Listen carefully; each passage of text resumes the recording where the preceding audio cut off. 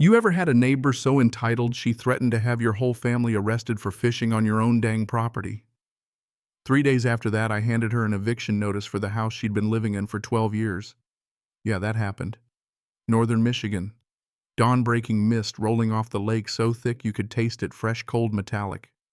My 9-year-old Zoe clutching her fishing rod tight, looking up at me confused and scared, just as the sheriff's cruiser rolls up our gravel drive tires crunching like thunder in the morning hush. And there's Darlene Crestwood, 60-ish.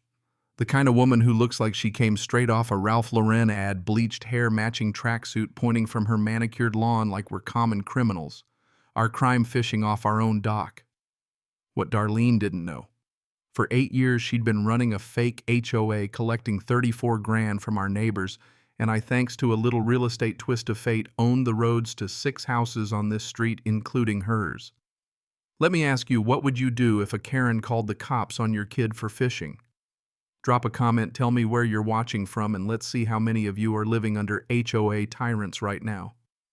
But let me back up a sec, 6 months to be exact. Name's Marcus Whitfield, 43. Used to grind it out as a commercial real estate analyst. Sold my consulting firm, went semi-retired. Recently divorced, amicable, nothing messy. Joint custody of Zoe, which is how I ended up in Lake Harmon, Michigan. Population 3,200. The kind of place you move for peace and end up finding a whole new kind of trouble. I bought this beat-up 70s ranch on Lakeshore Drive for $340 grand. Needed a lot of love, but it had 200 feet of lakefront. First time I stepped onto that deck pine cleaner and old carpet in the air mist off the water, I knew I'd found home. Thing is, I grew up working-class Detroit.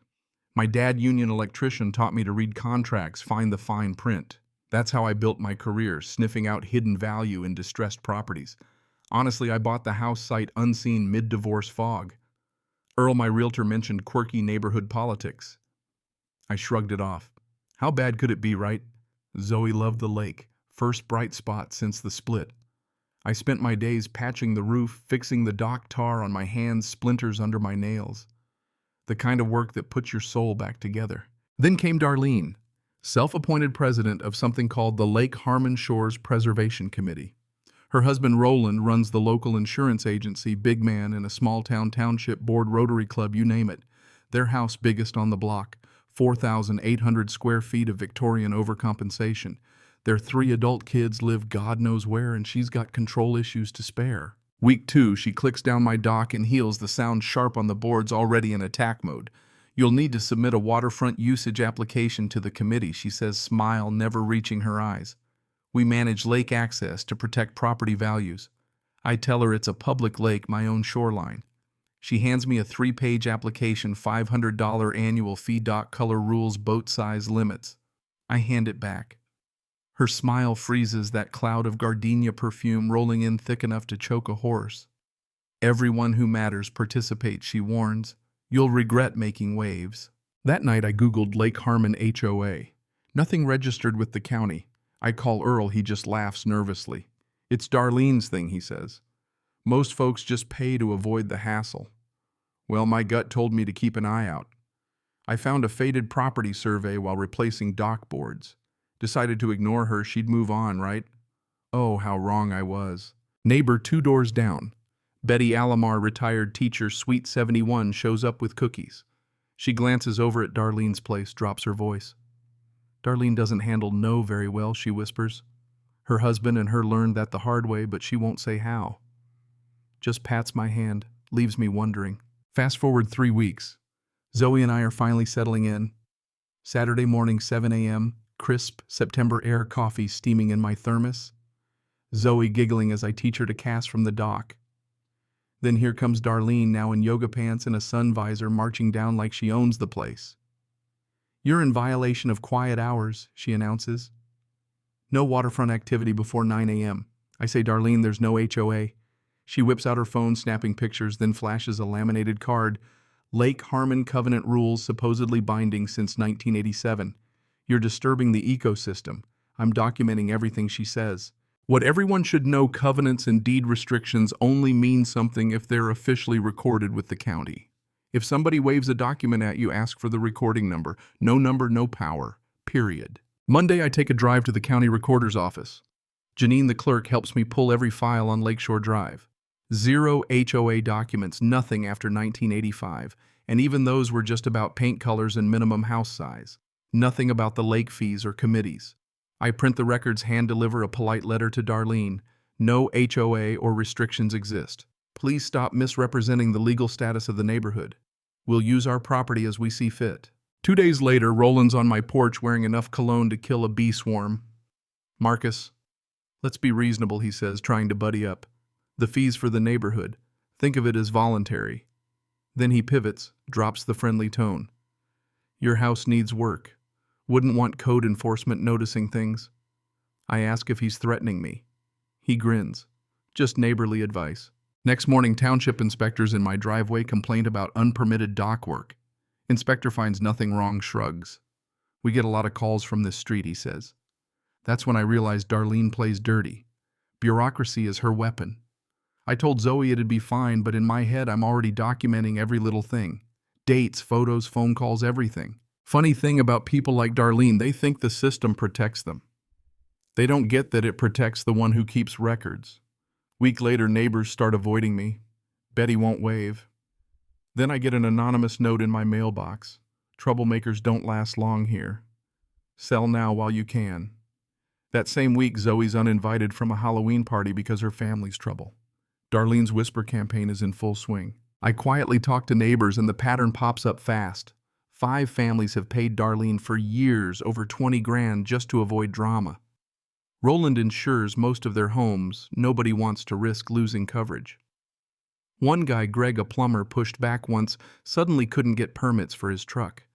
This isn't a community, it's extortion dressed up as volunteerism. Time for the twist. I contact the Michigan Attorney General's office. They're interested. If Darlene's collecting fees under false pretenses, that's fraud. But they need evidence. So I show up at Darlene's next committee meeting.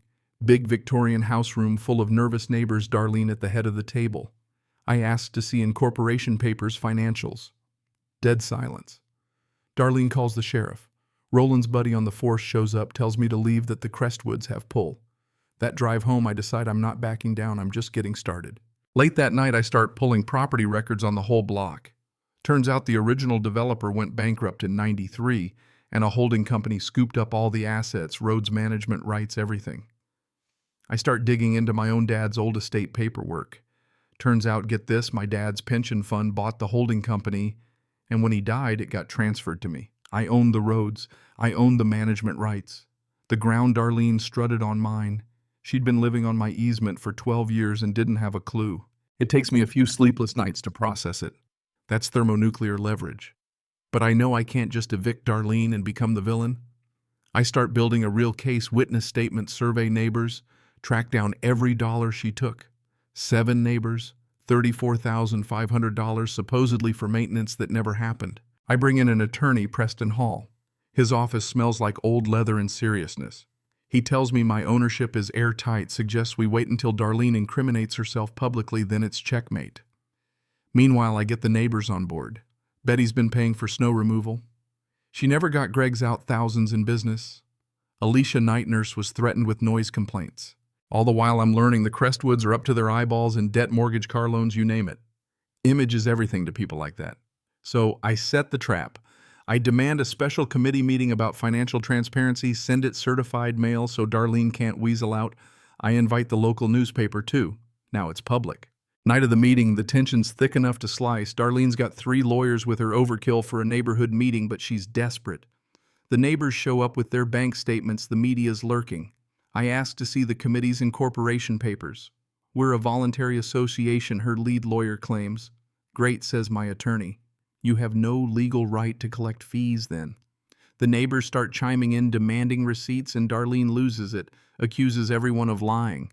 That's when I drop the hammer projected on the wall. Every bank transaction, every fee, every withdrawal she made to herself, consulting fees, office supplies from luxury stores. Then for the grand finale, I show the deed, my name on the ownership of the roads, the management rights, even the strip of land that gives her house access to the public street. Darlene's face turns white as her wine. Sheriff shows up, the press is taking pictures, neighbors are standing angry, emboldened. "You've been stealing from us," Greg yells. "You threatened me," Alicia says.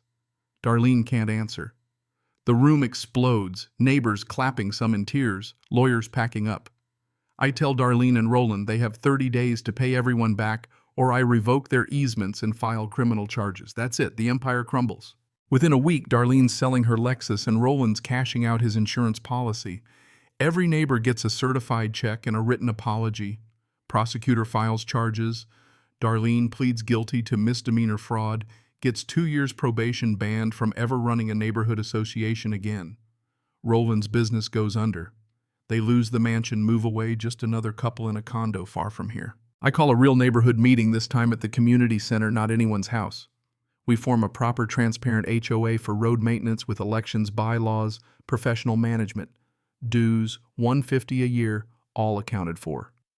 We open up the vacant lot as a public kayak launch in my dad's memory. Zoe gets to cut the ribbon. Betty becomes Zoe's honorary grandma. Greg and I fish together. And every September we throw a block party where nobody's excluded. You know, justice doesn't always feel like a victory parade. Sometimes it's just necessary. Sometimes it's the only way to sleep at night.